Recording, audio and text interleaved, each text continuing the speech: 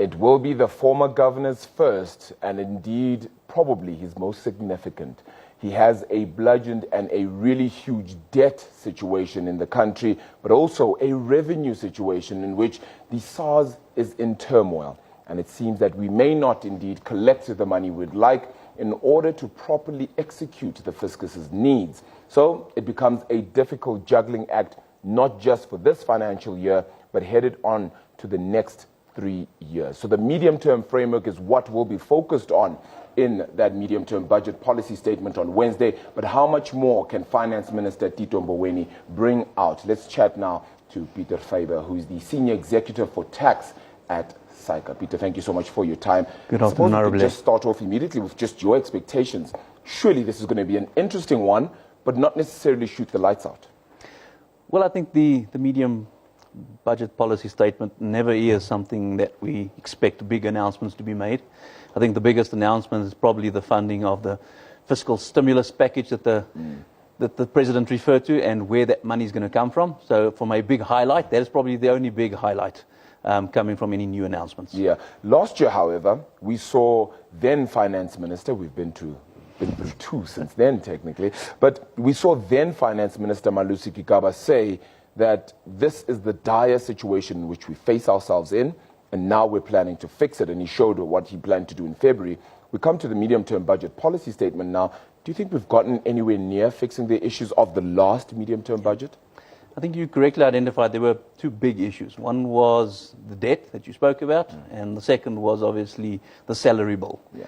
The debt in the medium budget policy statement last year, we were looking at 63% of GDP. The February budget, we saw that Malusi Gigaba then brought it down to about 56. So it was estimating to bring it down. And if we look at the year-to-date, the August collections and expenditure, governments seem to have kept to within budget, and the collections actually seem quite positive. It does look like we might, if we have collected within budget, and this budget collection speed actually continues to the end of the year, we may actually make budget this year. Do you think it's very significant that this budget is not being read by Nhlanhla Nene and that it's actually being read by Tito Mboweni? Do you think that changes anything at all?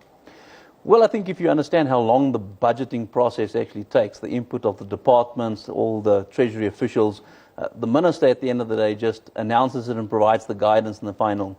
So I do think that from a policy continuity perspective, I do think a lot of groundwork was already laid in previous weeks and months by the National Treasury. Yeah.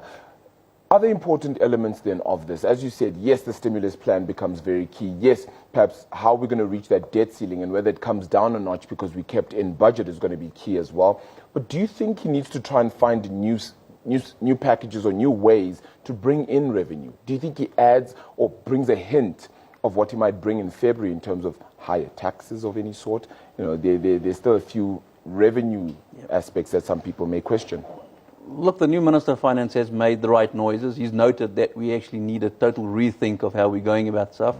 I think the bigger question is whether we believe we have a revenue problem rather than an expenditure problem.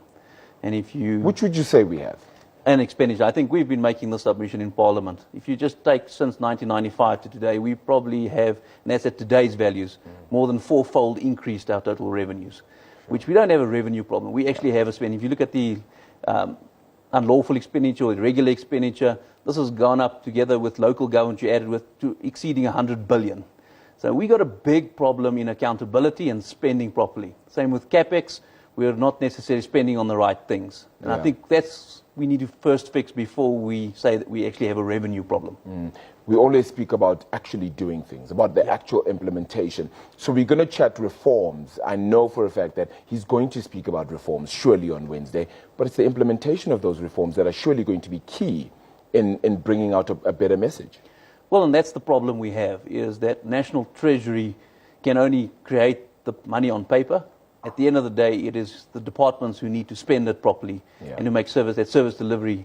I mean, a big example, if you look at the total education budget, including basic, tertiary, we're looking at spending 350 billion, more than any other African country. And yet we're sitting with some of the worst grade 4 literacy, our secondary, we're sitting with a big problem at tertiary institutions being financed.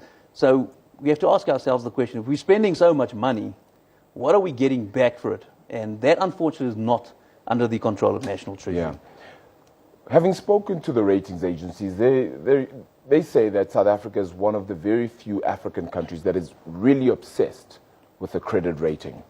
But surely the message here from Tito has to be one that is clear, coherent, and gives, shall we say, a positive vibe of where South Africa is headed. Well, I think if you still have a just sub-investment grade or investment grade rating, you'll look after it. I think the consequences, if you don't have it, it's neither here nor there. Yeah. And I think that is why we're looking to look after the one that we have because of the consequences of disinvestment, etc. And obviously on things like inflation, the currency, we've already seen big organizations like ABSA, etc., losing Barclays because of rand devaluation and things like this. So these are the things we'd like to keep and maintain. Final words, if you were to give tips to Tito, what would yours be?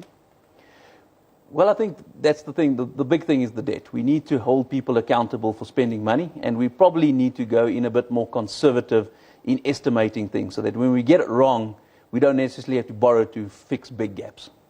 Peter Faber, appreciate your time this afternoon. Thank you very much. Faber is a Senior Executive for Tax at SAICA.